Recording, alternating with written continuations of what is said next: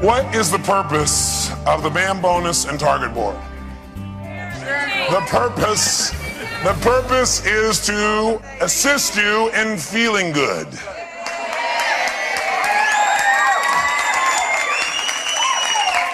I want you to really think about that for a second, seriously.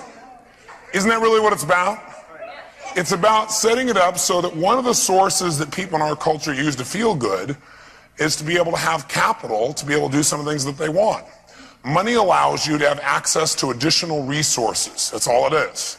So there's certain things if you have money you can get access to that if you don't have money it's a little more difficult to get access to. It takes more of your time or energy or developing rapport or doing something else. But money will go where you can't go. So it's a chance for you to be able to enhance that resource for yourself. But also, more importantly than that is, along the way, to really feel like, hey, I'm contributing to something that's measurable, I'm contributing in a measurable way, and I'm rewarded in a measurable way. It's a chance for you to really be absolute team and in partnership, but also fair. Because the biggest fear that the doctor has is this man or woman has worked their entire life to get in a position where they can provide this opportunity for themselves and for you. Where you can contribute to other people in a way that really makes a difference in their life, meaning the patient, and develop great relationships and get paid to do it. What a concept. But their number one concern inside their head is, my gosh, this is a tough thing, there's a lot of risk here, and somebody else could go away and they may lose their salary, but they can get hired again. I can't go away. If things don't work out here, I got these debts. And I gotta tell you, I've been in the doctor's position. i.e. where everybody else got paid and I didn't get paid at the end and I was $758,000 in debt. And everybody else came and said, gosh, we're really sorry, but they got to go do something else that they wanted to. I didn't get to leave that process. So you really need to have a special appreciation for the doctor, if you're a staff member, I think, and realize that it's not as easy as just saying, well, gosh, and this person just wants to help me out, that they've got a lot of risks there, and they also have the risk of, well, what if you don't continue to support this? Or what if you don't do the production? They still got to deal with it. And doctor, on your side, you got to realize even though you have that risk, these people here who work with you, these people also are giving their all, and they want to know that there's something that's accountable. So what we're doing with the BAM board and the target board is saying, hey, we're going to participate together. We're going to make this thing so it's fair. We're going to make it so it's measurable. And we want to make it so that the staff members can contribute at a level where they know they've earned the right to additional income. And doctor, you know they've earned the right as well. So it is purely win-win. And also have a heck of a lot of fun along the way. Because remember, the more you measure something, the better it gets. And if you're only looking at this BAM board, or the target board rather, once a week or once a month, you don't have enough time to correct it. But if you're looking at it every day, as those of you who've used the system already have done successfully, that's how practices double in their productivity. Because all of a sudden our focus is on what is it going to really take to make this thing work. And you really want to make it so it's fun. If you're not clear on the process of how it works, one thing you should just remember and get clear about is there's a basic minimum for survival. That's so that you can have a salary. And then there's an amount that really has to be collected. There's the dollars that have to be collected as your BIM. There's an amount that you probably have to produce to make that happen. And then there's a third amount, and that's the one you're probably focused on, which is how do we make sure that this thing is exciting? How do we make sure that we're bonused in this situation? And you got a couple people that are really helping to organize that. You got the person who's really in charge of production to a certain extent, the person who's doing the scheduling right. You got a person making sure it's collected, and they got every one of us saying, even though it's their job, my job is to figure out how do we make sure we produce more and collect more? How can I do that? How can I add value? And little things do that, like taking care of the patient better than they ever dreamed possible, like being nice. Does being nice and smiling, does that show up on the target board, yes or no? Yes. Sure does. Like treating your other fellow associate or team member especially well so that they feel better, and that comes across to the patient as well. Like thinking, gosh, what else does this patient need, and how can we really take care of this patient, not let this patient fall off, or talking the patient into making sure they come back instead of being afraid. All those things show up. Little things are what make things turn around. It's all those little things coming together to make it happen. So get really clear. And by the way, the whole reason we have a coaching program besides the management program is so that those questions that are unique to you don't get answered in the time here. They can be done with your coach. So make sure you pull your coach aside and talk to your coach and say, what do we need? And your coach will be there with you and make sure you're guided through it and it really works for you. You really want to make sure you apply this because this stuff will really change you. All those willing to really go for it and have fun with your BAM and your target board, say aye. Aye. All those opposed, motion's carried. Next, I want to touch base with you on, once you know what it is you want to do, how do we manage each other to really make that happen? How do we really come across in a way where people hear us and we don't get hooked back into the old communication? Well, the number one way is to have that bridge and keep reinforcing it, right? So that even if we say something in the moment that doesn't come across well, somebody will dismiss it and go, well, they're stressed or whatever, because I love them, they love me, I know what it is. You don't have to sit down every time and clean it or clear it or clog it or whatever it is that we used to do, or what we do now. And a lot of stuff just disappears because you love the person. How many have found you don't even have to do a bunch of languaging if you just remember how much you love the person? Is that true? Okay? So we want to have that as a base. And we got to know how to manage ourselves. So I'd like to share with you a model for managing yourself and managing other people that will really help you throughout your life. Also, it's the same thing you can do with your kids. You can do it with virtually anything. And it's something I learned from my good friend Ken Blanchard. If you haven't bought the book, The 1 Minute Manager, I highly suggest you do it. For two reasons. One is you should be exposed to this human being. He's an incredible man. Ken Blanchard's got heart of gold. He's like this giant teddy bear. And if you ever get a chance to hear him speak, you should take advantage of that. And I've had the privilege of having a great friendship with him for the last few years.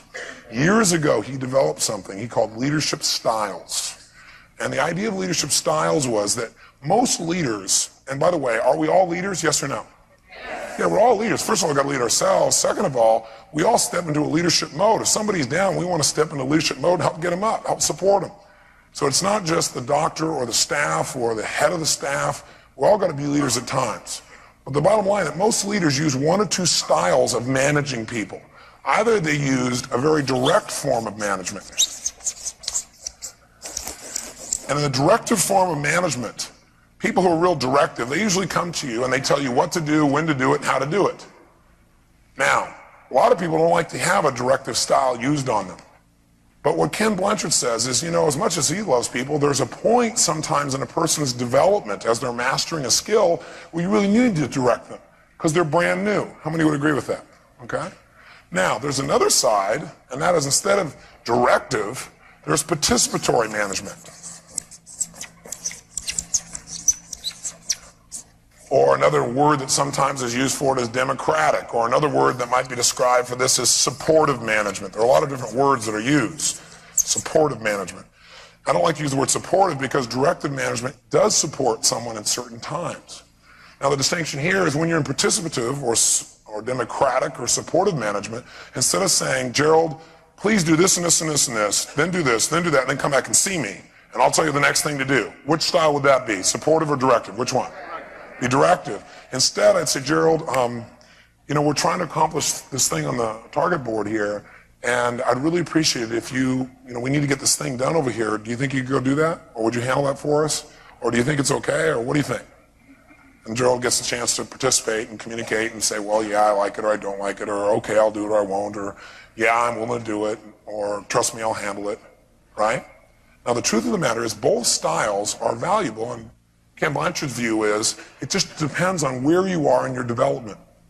So he developed this model to show us where people are as they grow within a business, within their life, within anything that they do. And the model basically has 4 boxes. You might as well go and draw those 4 boxes, if you will, in your notes. All perfectly square like mine. And as you draw those 4 boxes, we're going to start in the bottom right-hand corner to represent a first style of experience. In other words, when people first get excited, when people first begin to learn something, when they first get started in a new enterprise, they first come to work in the office, they're brand new. When people are brand new, we call those people enthusiastic beginners. Enthusiastic beginners. Now, an enthusiastic beginner is brand new. What's their attitude usually like when somebody's brand new? What kind of state are they in when they usually are brand new? Yeah, they're really excited, right? This woman's still new, you can tell. Okay. Usually when people are brand new, they're real excited, they're real jazzed, right? It doesn't take a lot. You don't have to like pump them up and stuff, right? They haven't been around long enough to be in those other states that some people have been in who've been here forever. They're really jazzed. They're excited about the littlest things, aren't they? They go, you really get to do that? Oh my gosh, you know this patient gave me that? They were so nice. And you know, and gosh, did you notice this in the wallpaper? Did you notice the doctor said this? Isn't that fantastic, right? How many have been one of these people at one time in your life? How many still are this person? Oh, the numbers are a lot smaller. Oh, Nancy. Nancy happens to be an enthusiastic beginner. No wonder. So in this stage, when somebody's an enthusiastic beginner, what most people do in trying to manage somebody like this is they say, go get them. So they say, Nancy, okay, first day, go get him, babe. You're excited, you're ready to do it, go get him. And Nancy doesn't know what the heck to do. Maybe somebody pulls her head aside and says, you know, I'm going to get to you later on. I'm really sorry. I know we need to tell you some more, but here, just do this and this and this. Handle it. And that's kind of the training style that a lot of times happens for enthusiastic beginner because they're so enthusiastic, you go, well, they'll figure it out. We'll get to them later on. Right now, we got to deal with what's going on all over the place. Now, I know this has never happened in your office, but how many have seen this happen in other people's offices? Let me say. Yeah, that's right. So Nancy goes out there and she trucks like crazy. The problem with that is Nancy isn't being taught the way to do it right. Later on, the doctor will come in and see something is not handled right. And how will the doctor feel about that? Unhappy. That's right. Will not be a happy camper. How many would agree with that? And this may affect the doctor's state. And then, of course, if the doctor doesn't communicate it because Nancy's brand new, and, of course, he doesn't want to make her feel like she's unhappy and stuff, so he'll say, okay, he'll pull somebody else aside and go, you, get this girl up to speed. Am I right? Okay. Or he won't say anything, he'll keep it inside, not be happy about it and say, well, it'll get handled. But does it usually get handled? No, it just collects and usually gets worse and worse. And finally, the doctor gets up to here and goes, what is the matter here? And the manager of the office goes, well, we haven't really trained her. Well, why haven't we? Well, because she's doing so well and she's so enthusiastic. And bottom line is, when a person's an enthusiastic beginner, what do you need to do? You need to be very high in your directing. You need to be in a high directive mode. Highly directive. You know why? You got an opportunity right now to teach them how to do it right. They haven't been around long enough to screw it up yet. Right? They haven't been around long enough to, like, you know, make up all this other stuff that everybody's there, been in there a long time will do. These people may get the right habits if you start out with them right. And you're low on support. Low on support? How could you say that, Tony? You're such a supportive person. I don't mean emotional. I mean, you don't have to describe to them the why and wherefores, and you don't have to pump them up about doing it. Bottom line is you're mostly directing them, and they'll do it. You say, here's what I need you to do, okay? I know it's your first day. We're really in a hurry, so I want you to get the right habits. So I'm just going to tell you what to do today, and you just do it if that works for you. Is that okay? I'm not going to ask you anymore after that if you give me permission. Is that okay? Okay, great. Here's what I'm going to do. Do this and this and this. Go here. Come back here. See me. I'll look at it. We'll see if it's right, and then we'll do this.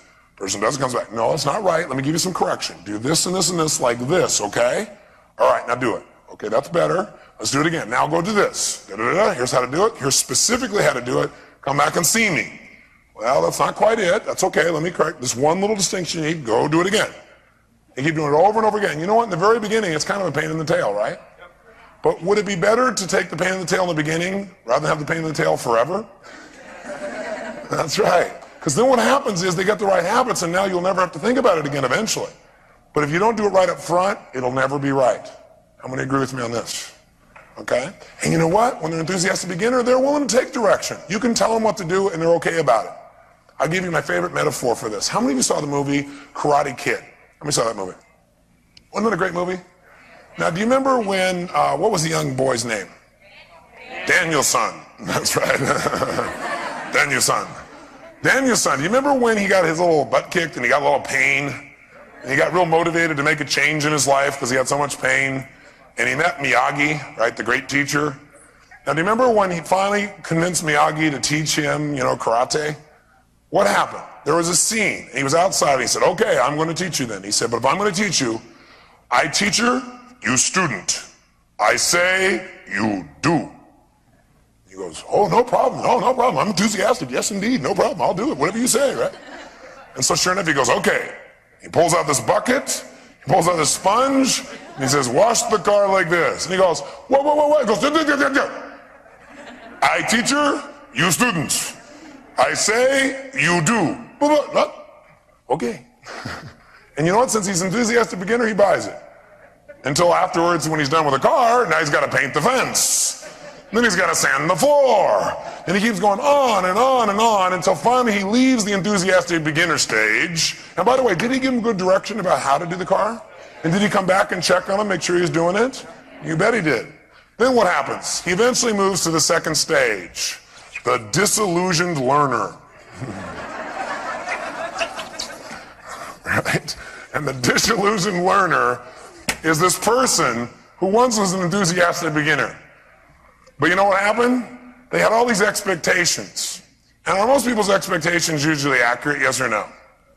Most people know. All these expectations, and they thought it was going to be real easy, and it was real hard, right? And all of a sudden, they're like, oh my gosh, this is not what I bargained for, or the doctor snaps at them.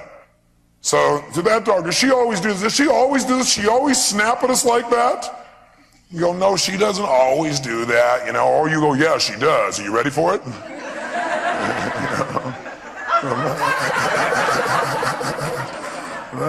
Bottom line is, this person gets disillusioned, and the reason they're disillusioned is, man, in this stage, they're like not in a very good place, are they? And when people feel disillusioned, it's not it doesn't matter whose fault it is, they're just disillusioned. Bottom line is, almost everybody goes through this phase. Some of it lasts an hour, some will last a day, some a week, some a month. Rarely lasts a year because they usually quit. Isn't that true? When people quit, people usually quit in this stage. Is that true? They have all these big expectations, it's all going to be perfect and easy, there's never going to be any hard work, and everybody's going to treat them well, and all the patients were going to love them no matter what happened, and somebody snaps at them, or several things happen, or they're getting a little frustrated, or all of a sudden they have a little spat with somebody, and rather than committing to build a bridge and work it out, they go, oh, the people here are terrible, or that person's terrible, or they make wrong, whatever, and they leave. This is why most people never succeed in life, because they never make it into the final stage, which I'll tell you in advance is called a peak performer. Most people never become peak performers in life because they never make it past this stage called disillusioned learner. What most people do is they go out there and they try something until it gets a little uncomfortable, and then they quit and do something else. I call them dabblers. You'll never master anything in your life. A personal relationship, a business relationship, yourself, if you're a dabbler. You might as well forget it. Because you think it's so bad here, and then what happens is you think it's all these terrible people, and you go work somewhere else, and you have the same problems again because you took you with you. What a concept, you know? So disillusioned learners, you'll be a disillusioned learner somewhere else eventually. You know, bottom line is maybe you got to learn how to master this state and this view. But as managers, here's what we need to know as managers, and we're all managers, including of ourselves. If you find yourself in a state, you got to know how to manage yourself. If somebody else, here's what you do. In this stage, you still are high directive. Because this person still doesn't know how to do it right yet. They got a lot more than they had when they were beginning, but they still are learning. It takes time to learn something, doesn't it? To really master it, where you don't have to think about it. But also, you now have to also be highly supportive.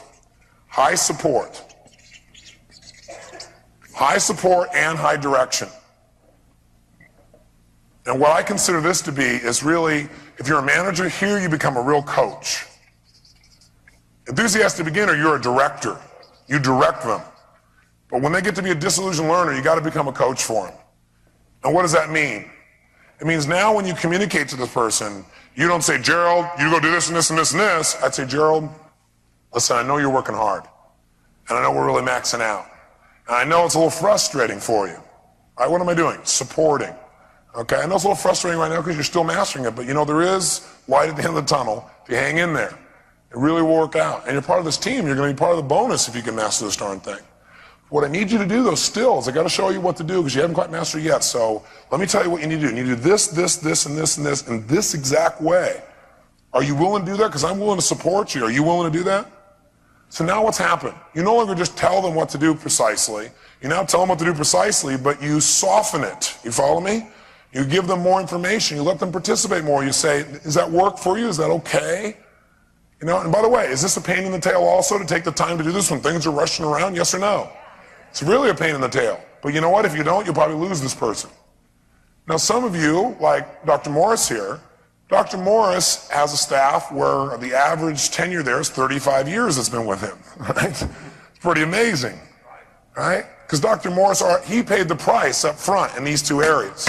Am I right, sir? Okay, he paid the price up here. Or they did, maybe. Combination. I mean, he hung in there with these people during that time. He got them, showed them how to do it right, or he got a staff to do that. And they went through all this stuff. And when they were disillusioned learners, he still took the time to spend the time to support them. Am I right, Dorothy? And Dorothy, you've been with him how long? 40 years.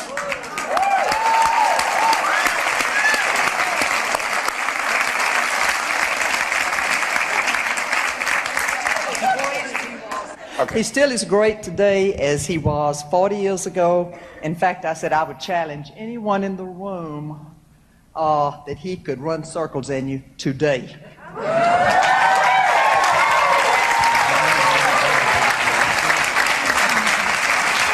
Dorothy, as long as I've opened this up, I'd like to pursue this for a second because he's obviously a role model. How old is Morris? Can he ask? 77. 77 years old. First of all, give him a hand.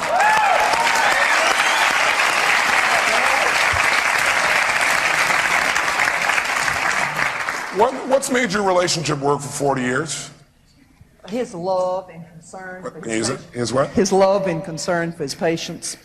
And is that just his patients he's had love and concern? I mean his patients and his staff. I mean, yes, for his staff and his patients. Yeah. Most of my patients, we have to go hug the neck before I can clean the teeth or we can tend to them.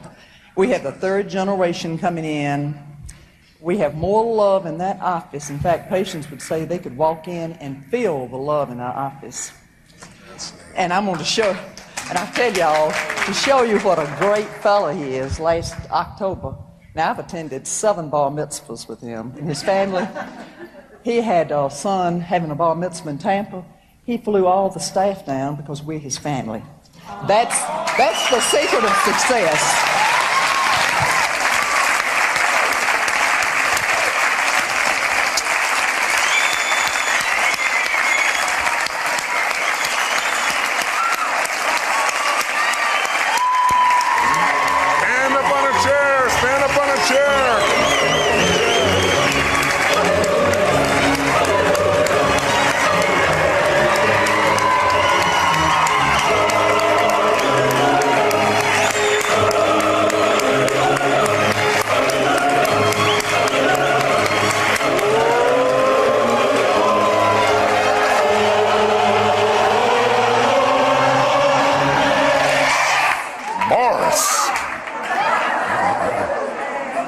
Thought only the cat was famous. That's right.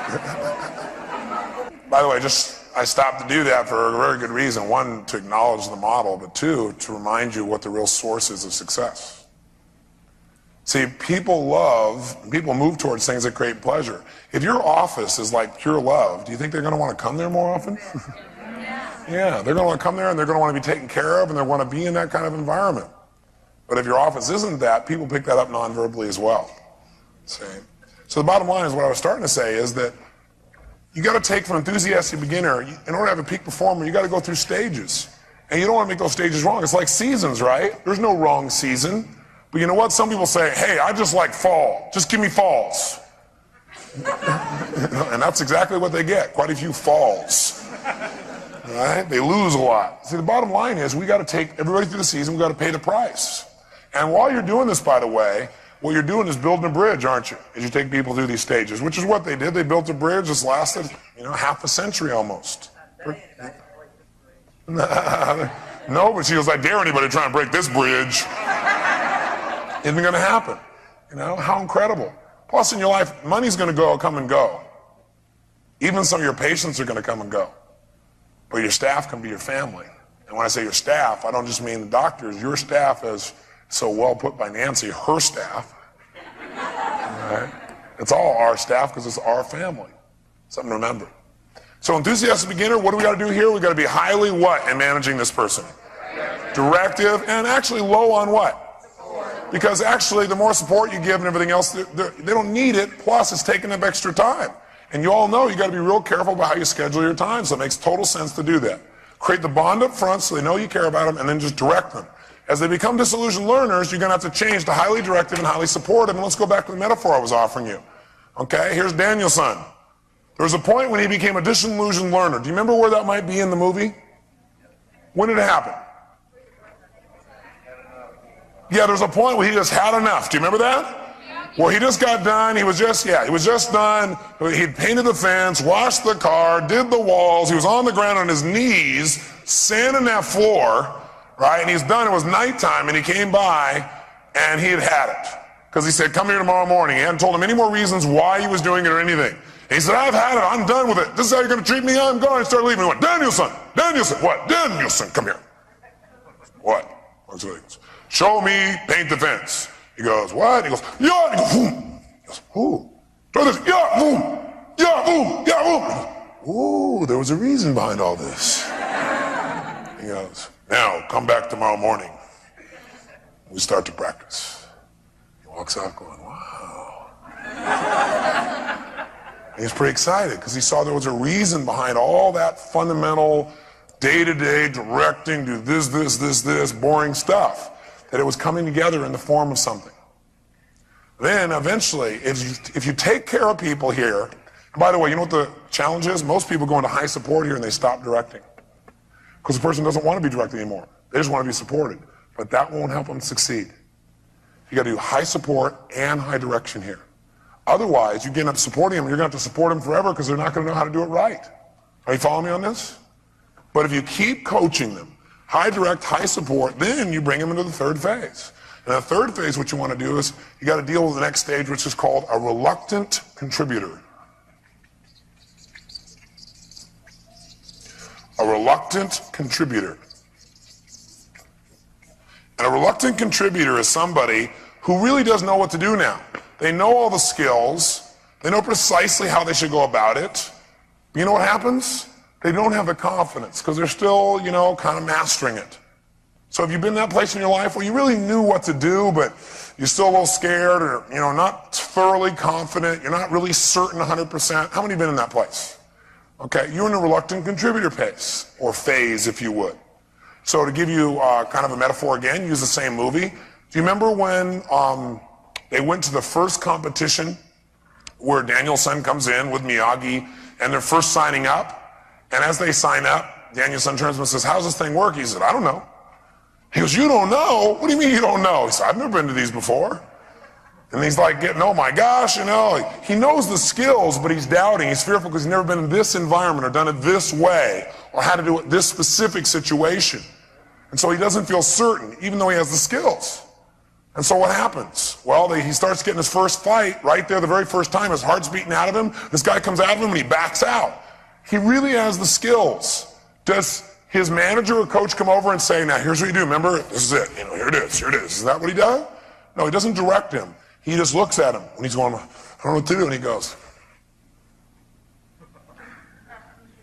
What does he do? He just supports him. He says, you know what to do.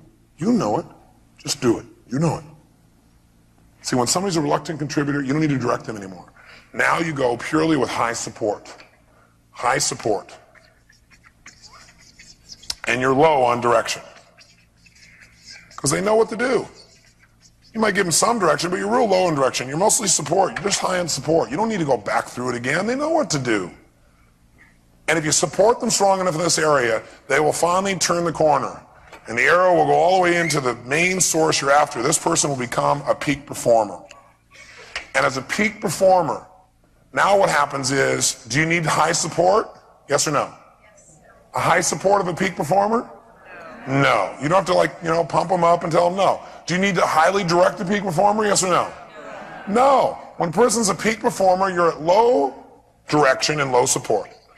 Now again, it doesn't mean emotional support. It just means you don't have to go through all those details with them. Low direct, low support. They can handle it. All you got to do is come along and make sure that we're staying on track. Monitor the numbers. Monitor what's going there. And by the way, this is the doctor's dream. This is also the staff member's dream, isn't it? Where you get to be who you want to be and do it, and your doctor's able to trust you, and you're able to trust your doctor, and you guys get together and you monitor your results, right? Target board, know where you are. But we don't have to go through all that other stuff. And then when you get together, you look at the target board and you just have a good time together. You make a few corrections. You say, hey, what's great? What are we doing great? What do we need to improve upon? What are we committed to? Let's do it. You move to the next level. But here's the challenge. Not most, that's not true. A lot of people think that because they're good in some other area, they're a peak performer already in every area. And this is based on a particular skill. It can be different environments. So let me be specific for you. Give you an example.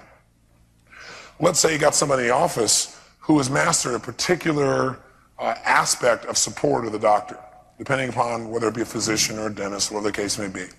And they're really good at doing that particular support mechanism. They're a peak performer. They've already been directed. They know it. They don't need any help. They're great. Now all of a sudden, you take on some other type of practice, or you take on some other kind of skill of support. Maybe all of a sudden this person is now, one of their goals is to actually help people to follow up and come into the practice, to follow up for the ReCare program. They're a peak performer in the way they used to assist, but they are brand new in the ReCare program. How many of you follow me on this? Okay? So it's a new skill. You follow me on this? Okay, yes, no? Yes. So with a new skill, they may say, well, you don't need to tell me what to do. I'm a peak performer. They may not say it that way, but in essence, if you start to try and direct them, they're going to go, wait a second, I know how to do this. How many of you ever seen this happen before when you're trying to give somebody some feedback? So what you need to remember as a doctor or staff member is, doctor, you may be a peak performer with the patient, but you may not be a peak performer in getting these people to pay. And maybe you need to be able to have some coaching even for your staff and realize you're an enthusiastic beginner in this area. You may be a little disillusioned because it doesn't work. The staff tells you something doesn't seem to work at first. Don't say, well, my staff was wrong. Trust a little bit. Get some more coaching. Get some more support, more details. Then you might say, well, gosh, I don't want to encourage people to do that. I can't really do that. Well, yes and no. Are there elegant ways that a doctor can influence someone paying without making it about a relationship about money? Yes or no? Yes or no? Yes, there are very elegant ways to do that. And there are also ways where the doctor can help the person who's not coming in who can't pay, and you still want them to come in to support them. So the bottom line is, you've got to get coached, doctor, all the way into the peak performer range by your staff. We all have to be able to coach each other. Does that make sense? And we got to not say, well, I'm a peak performer, therefore I've mastered everything, and don't tell me what to do. Sounds like an office where this may have come up before. How many have seen this happen where somebody's like, don't tell me what to do? Because really what's behind that conversation is, I'm a peak performer. How many have seen this happen in your office? Raise your hand. So what we're going to do is get off our egos and say, you're right. I'm a peak performer. And in this area, I could probably make one or two more distinctions. And maybe it'd be good to be an enthusiastic beginner again. Maybe get you excited again about little things. Could make things really work. So does this make sense as a formula? Yes, no? Okay? So we'll look at yourself, somebody brand new, and they're an enthusiastic beginner. What do you want to do with an enthusiastic beginner? You want to be high on what? Low on what? Okay, what's the next stage without looking at the board? After they've been there a while and they run out of enthusiasm? Disillusioned learners. And by the way, when are they likely to quit? That's right, disillusioned learner. Unless you do what at this point? You give them high what? High support and? That's right. If you just do high support, they'll stick around, but they won't be productive. And they'll eat up part of your bonus. Okay? Now, if you keep on contributing to that level, pretty soon they start to master it, but they don't have much confidence, so they're a what? A what? And what do you need to do for these people? High what? Support, but low what? That's right. And eventually, if you stick with somebody through all 4 seasons, they make it to fall, and they become a what? Does that mean you'll never have to direct them again? No, it just means in this area, you probably won't have to, right? It'll be very low as far as direction in this area. That's how you want to think about management from now on. And you're all managers. And you know what? When you start to feel like you're feeling disillusioned, maybe you ought to say, I need some more direction, and go get it. Does that make sense? Or you might say, I've got a lot of direction, but I got that part, but I'm not getting the support, and go and say, listen, I need your help. I'm in the disillusioned learner block. And I really want to make this work, but man, I'll tell you what, I feel like, it's not what I expected and stuff. I'm not making you wrong, but I need some support, and I also need more to know what to do. I need both those. Or you know what, I know what to do, I just need some support and confidence. Can you come watch me do this a couple times, or can you give me a few more hints, or can you just come and give me some moral support? Okay?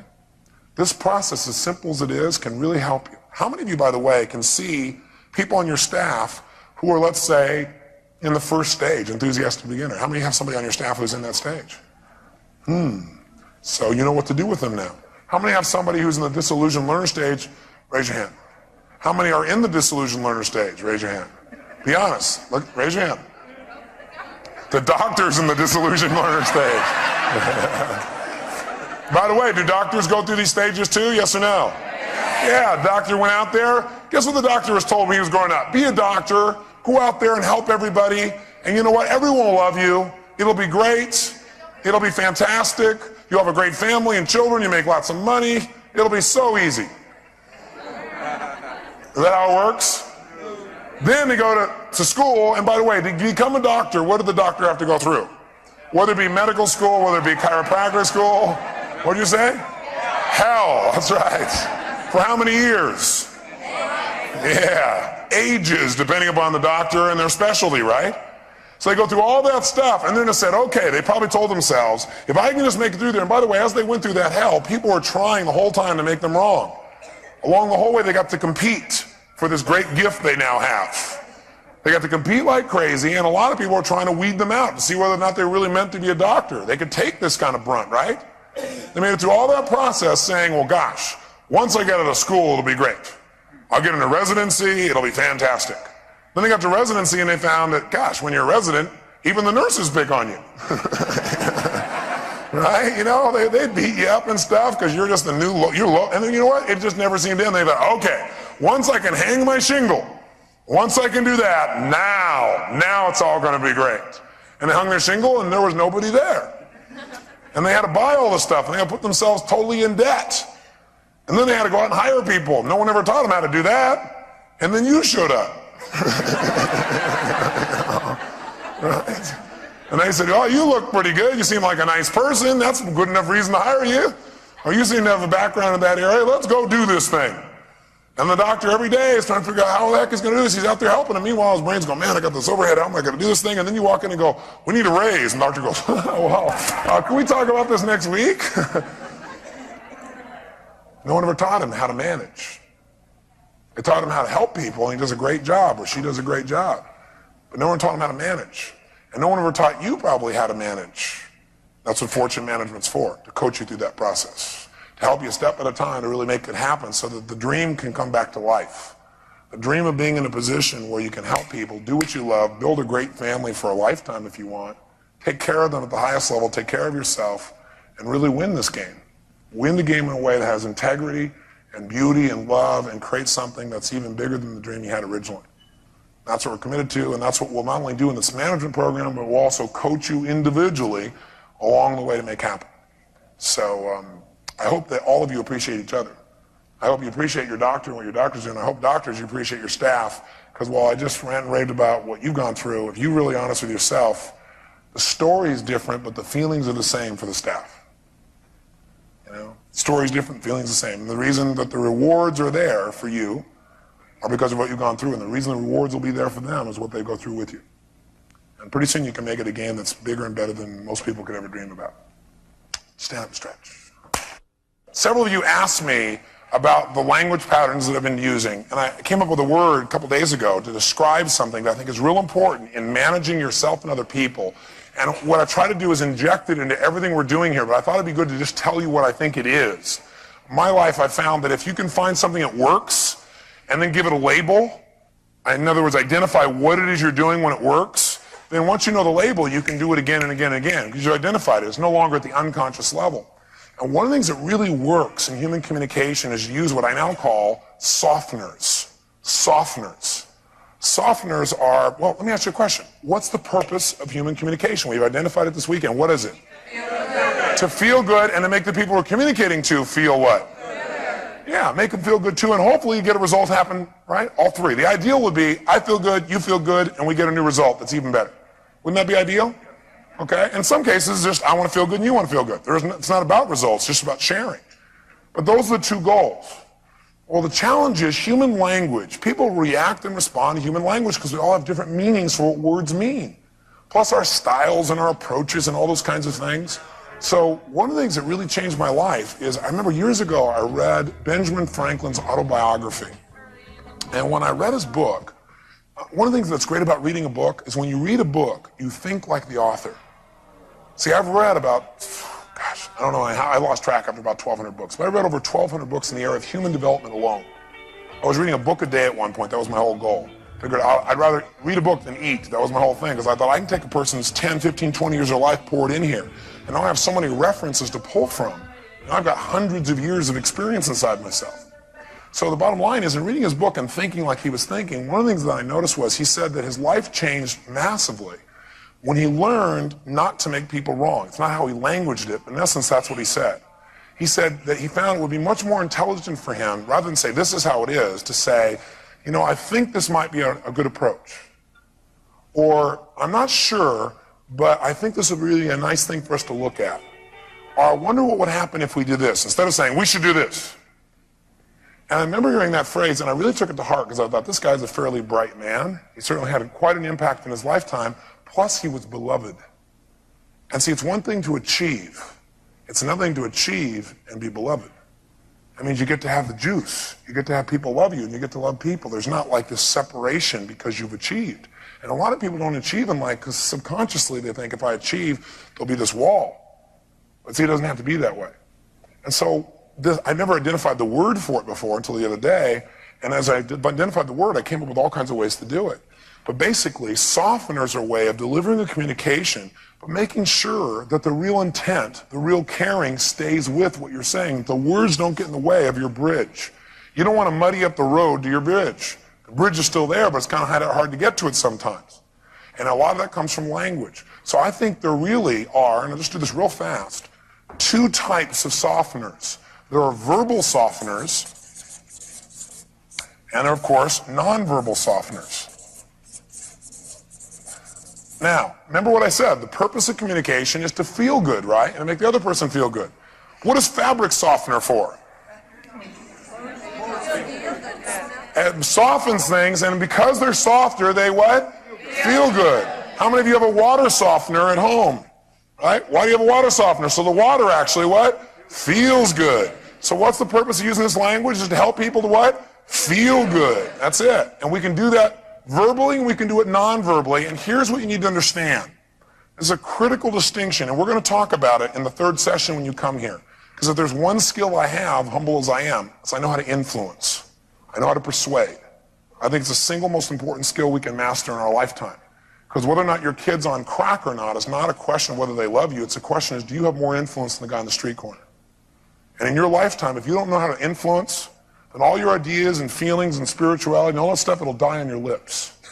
So when you come back here in the third session, we're going to talk to you about how to influence and also how to market, how to move people to action. Because I think it's the most important skill. And by the way, who do you think you have to influence most first? Yourself, absolutely.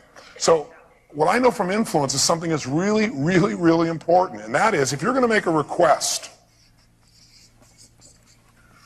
what you do before the request, what you say and or what you do before you make the request will play a bigger role on whether that request is answered or not the way you want it than actually what you say within the request. Now, let me say that again because I verbalized a bunch of things. If you're going to ask somebody to do something, what you say before you ask them to do something will play a bigger role in whether they say yes or not than the actual request itself. I call this pre-framing, and you'll hear a lot of people using this word that I created a few years ago called pre-framing. It means setting up a frame of reference in advance as to what something's going to mean. I'll give you a quick example. I was in a car accident and this last February, and I flew in my helicopter from LA. I'd done a seminar there. I was safe in the sky. But I landed and got in my car, and all of a sudden I'm driving along. I come to a red light. I stop there. I'm on the phone. And I see these lights in my rearview mirror, and I glance up again the last second right before it hits. Guy hits me at 70 miles an hour in a truck, and I'm at a stoplight. Knocked me 50, 60, 70 yards. Nobody can believe I survived it. Unfortunately, I was in a 750i BMW, which is built like a monster car to protect you. It has the tire built in a certain way and everything else. And when it hit, it was unbelievable. And you know, the whole back seat, everything came all the way into the front seat. The stereo went screaming by. It all happened in slow motion, you know. That's what happens when you get in that kind of situation. And they had to prime me out. They just couldn't believe it. And the only thing that happened, I got some whiplash, but that was it. Nothing else. I was fine. The reason I didn't tell you the story, though, is the next day I went out to, not the next day, but the next week I went out to buy another car. And by the way, because of that pain, I had a new value in buying cars. I used to buy cars that were just fast and good looking. I had a new criteria. Could you guess what it was? Safety. I go into the Mercedes dealership and I say, you know, I really like that little convertible, but tell me how it does in a crash. Bottom line is, as I'm doing this, I go to these various dealerships, I'm checking out cars, and the guy just sold me a car. I got another BMW, another 750iL, but I also looked at a smaller one for a sports car, convertible.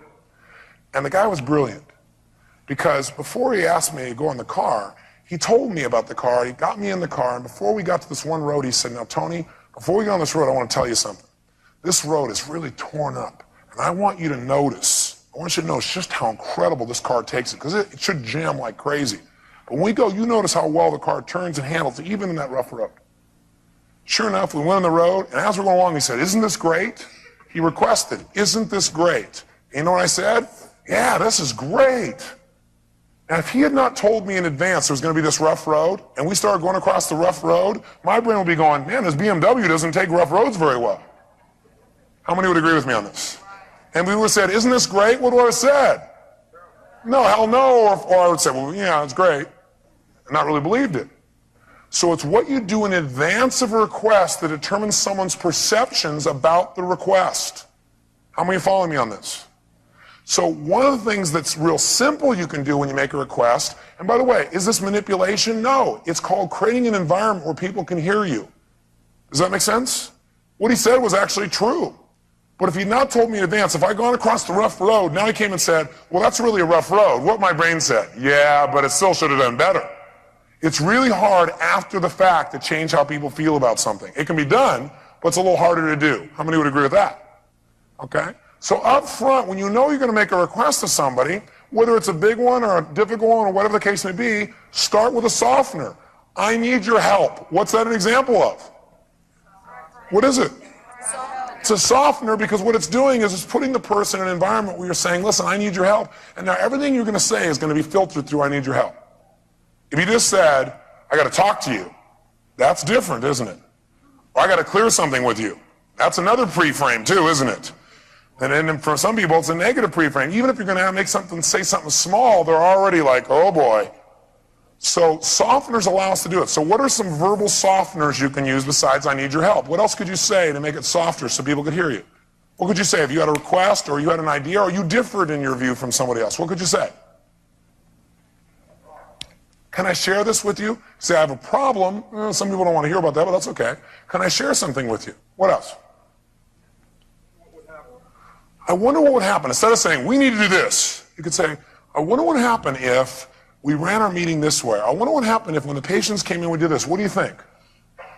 Make a note. The most powerful verbal softener is always a question. The most powerful verbal softener is always a question. See, if you tell somebody how things are, you're not going to be able to influence them anywhere near as if you ask them and give them a chance to give you feedback. Now, we all violate this at the time. We all talk more than we ask. But the more we can balance this out in our lives, the better off we are. And I violate this too. You're going to violate it. But most of the time, I'm on top of it. Ask them a question, and then after, ask the question with language like, I wonder. Not, shouldn't we do this? I wonder if we did this, how would that be? What are some other phrases that you could have? Tell me some other phrases. I'm not sure about this, but... Yeah, I'm not sure about this, but. Go ahead and write that one down. I'm not sure about this, but what do you think? If we did it this way, do you think it might work better? How else could you say it? Yes. Yeah, I'm really curious. I'm curious what happened there. I don't quite understand it. I'm curious. Instead of, what happened here? I'm curious, what happened here? What else could you say? I'm concerned. That might amplify it. So I'd say, I'm a little bit concerned. Can you help me? I'm a little bit. See, as a little bit is a softener of concerned, isn't it? So you might write down a little bit as a verbal softener. A little bit, a smidge. Right? Yes? How would you feel if we tried this? Would that work for you? How would you feel? Which also lets them know you care about how they feel. Is it nice for someone to know you care about how they feel before you make a request? Yes or no? So how would you feel if shows them, hey, they're not just requesting something, they care about how I feel. And I get to participate in this. What else? Tell me about so-and-so. Not, what happened here? Hey, tell me about so-and-so. Nice softener. Gives someone a chance to come there. What other kind of softeners do you have? What do you think about this idea? Instead of saying, here, I got an idea. Listen, let me tell you my idea. What would you think of this idea? What else could you say? How does this sound to you? Suppose we did this. Pardon me? What's your opinion about this? How many people like to give their opinions? Let me see your hands. That's right. So immediately, if you say, what's your opinion before you make a request, you've pre-framed them that, hey, your opinion's important to me, you're important to me. Yes? Is there any reason why? That may pre-frame them towards looking why they can't, but I still agree with you, it's a good approach. Oh, is there any reason why? I think the tonality of that one is say, I think a better question would be, I'm curious. Why was this done? See, if there's any reason, you're saying there may not be a reason. And write this in your notes right now. No matter what human beings do, there is always a reason. One thing you can count on is there's a reason behind everything we do. Isn't that true? You may not agree with the reason, but there's always a reason. No matter what human beings do, there is always a reason. And I'll give you some of the ones I wrote down. I was in the back thinking, what are they? I put things like, I'd appreciate if you would this. Is that a nice softener? Not a don't do this. Say, I appreciate if you do this. Or would you be willing? Is the other one I use a lot. Would you be willing? Would you be willing to do this? Which again lets them know in advance. You're asking, you're making a request, but you're letting them, they could say no. If you give people the choice, they don't have to do something, they usually will do it for you, and they make it feel like you appreciate it. One I heard Dr. Gary gives a lot. Gary says, I submit to you. Isn't that nice? It's not, here's how it is, I submit. Submit means you could reject it too. He doesn't say you have to do this. Another one is, I think. You know, I think if we did this, it might work. What do you think? I think, not I know. Another one I put down is I believe. And write down, whenever you say I believe or I think, say I could be wrong. I believe or I think this, I could be wrong. It kind of feels this way to me, but I could be wrong. It looks this way to me, I could be wrong. Everybody loves somebody who knows they could be wrong. Because they know they're right, and they'll say, okay, I can live with you. All right? Another one I said here earlier is a little bit. And I thought another one is it possible? Is it possible we could do this? That's a nice softener, isn't it? Yes, ma'am. Don't you disempower yourself every time you say I could be wrong? What do you think? Why not? What you really do is empower yourself, because if you would have said, it looks like it was stolen and I could be wrong, even if you were right, see, you win. If you say I could be wrong, you always win. Because most of the time you're probably going to be right, especially in your opinion. Okay? Second of all, what it does is it allows people to be closer to you, and so you always win at that level. And when you're wrong, you never really are wrong, because you said you could have been wrong. So it's like insurance. How many of you like to never be wrong for the rest of your life? The only time you're going to be wrong is when you're really not wrong. I could be wrong. Now if you're wrong, you were wrong about being wrong. It means you did well. Are you confused yet? Isn't it true? If you say I could be wrong, if you say I think this, but I could be wrong, then what would it take for you to be wrong now? You'd have to be right.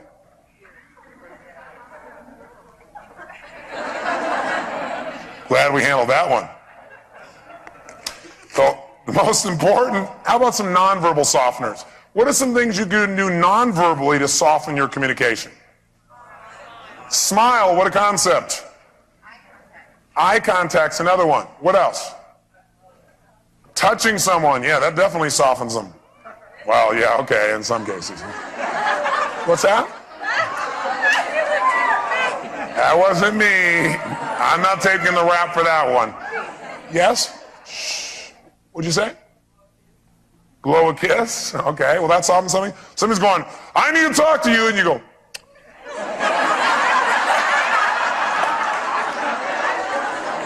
Nice little patterner up there, a little softener, right? What else? Thumbs up. What else? A wave. A wink. You know what I love to do? I love to wave at people I don't know. Isn't that kind of fun? Go up to a restaurant and go, and they're like, and they go into deep trance going, who is he? What is that person? Right? What else? Sometimes just calling by their name is nice enough of it. Instead of just saying, do this now. What do you think about this? Bob, Tony, Christy, Dot. That's the best therapy of all. Oh, that's verbal. Thank you very much. You're right. It's verbal. Yes. A subdued body position versus an aggressive body position. So yeah, if you come in more relaxed and go, you're pissing me off.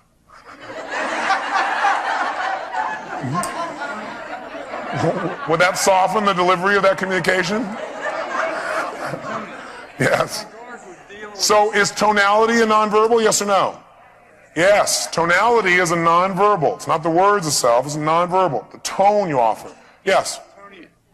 Tony, in regards to dealing with a situation, and being that we're dealing with real life situations here, and maybe not directly toward our practices, if it's something that you know that you can't deliver, is there a certain way you recommend expressing to a person that you want to work it out? Give me an example so you know what you're talking about. You're somewhere and somebody wants a certain amount for something and you can't deliver that, but you want to make it work out. Honesty. I mean, I hate to be so basic, but I'll tell you what I do. I come to somebody and I say, you know something? I need your help. I really want you to be fair to you. In fact, there's somebody right now that has an opportunity to do some business with myself and the Fortune board, and he's in the same business I am. I have an investment company and an insurance company. I own one. And he wants to sell insurance to us. And I happen to like the guy because I got to meet him. I didn't know he was in the insurance business. He also happens to be a friend of one of our partners. And he wants to insure us all. So, like, how do you deal with that? So I just pulled him aside a little bit earlier and I said, you know, I really want to see your policy. And do you know that I own an insurance company? He said, well, no. And I said, well, you know, the bottom line is I want to support you and I want to be supported by you. And I'm sure there's something we can find out that's fair. I don't know what we can and can't do, but I'm really open to discussion. I just want you to know that I'm on your side, but I also want you to know that I'm also a businessman too. So somewhere there's got to be a balance there. You know, will that work for you? Yeah. He said, oh, yeah, I already heard that and we'll work it out. And he was fantastic. People are fantastic if you just expect them to be. And if you just treat them honestly and you're sincere. I mean, I hate to be so basic. And if you're loving and sincere, you can't believe what people will do. You know, and I'm not saying it's always perfect, but that's how you deliver it as far as I'm concerned. Okay, so these key phrases will be of help when you're dealing with them in a situation like this? Softeners. Okay. Softeners. Hey, and telling people up front what your intention is really works. You might want to write that down. Telling people up front, that's the best softener of all. Right. Up front, tell me your intentions. You go in a meeting and you say, Charles, I want to make this work, and I need your help. So what does that tell you already? I want to make this work. I had a conversation with some people last night, and the biggest challenge I had was I had never heard them state their intention. All I'd heard was all the questions they had. So it made me say, well, what's their intent? And I didn't see anything to show the intent was absolutely clear, other than they kept following me from city to city, so I was impressed by that. Okay? But they could also be calling me city to city and harassing me too, so what's the difference? I need to know what their intent is. If you tell somebody up front what the intent is, it's the perfect pre-frame. Now, everything you do will be filtered through that intent. Okay? So tell people up front, hey, I want to make this work. And, you know, I don't know how yet, but I want to make it work. Or, you know, I want to have a relationship with you, but I can't buy your product now. I can't deliver this thing right now, but I want to make it work. How do we do this? Or can we talk in a month? Or what works? Like a win-win. Exactly. Win-win is still the philosophy behind it all. Thank you. Thank you. You're certainly welcome. Give me a hand. Good question.